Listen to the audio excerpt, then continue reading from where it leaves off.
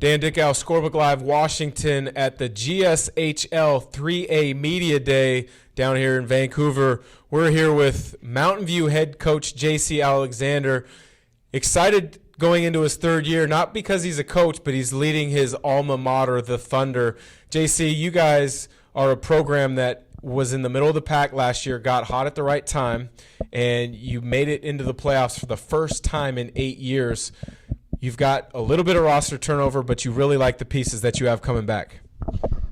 Yeah, absolutely. We'll be an inexperienced group as far as stuff on varsity, but our main guys, our returners that we have coming, we had a big playoff push and had some big playoff minutes and games that we're excited for what they're able to bring to the table this year. So.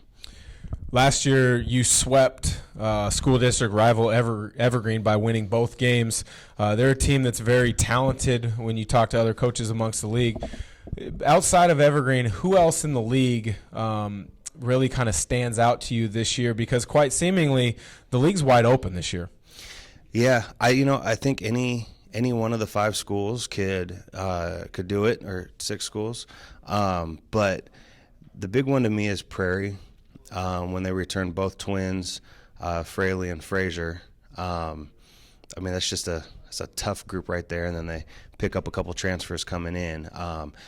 They're definitely, I see them as potential favorites, but really it could be anybody at any time. I think the league's wide open. Cornerstone of many good programs is having players that have bought into a philosophy and a culture of hard work. Mason Wolf is a player that is joining us here at Media Day today. You mentioned off camera that he's a guy that is putting in a ton of time preparing for this upcoming season.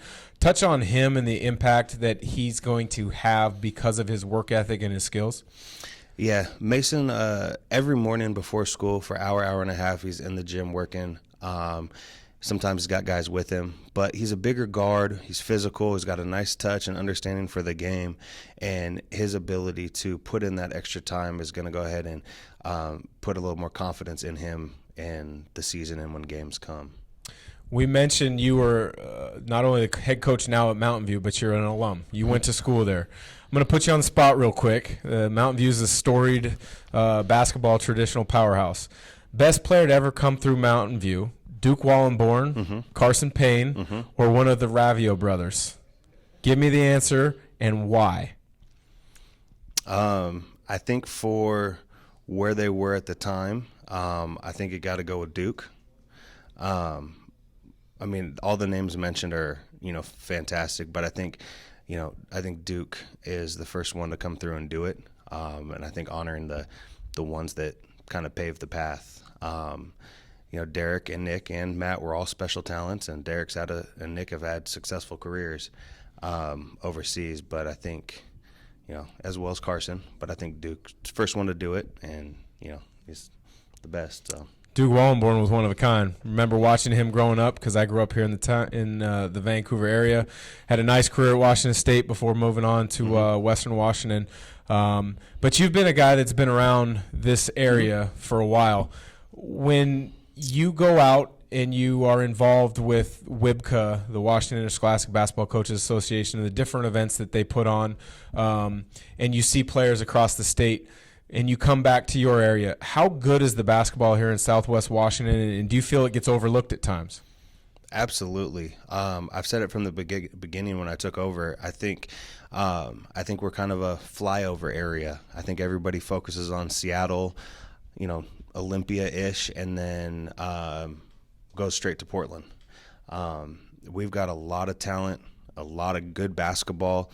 I don't think we have some of those big names and, the guys and going to D1 and all that, but we have a lot of quality basketball kids that are very talented and put in the work. I just don't think we kind of get the consideration.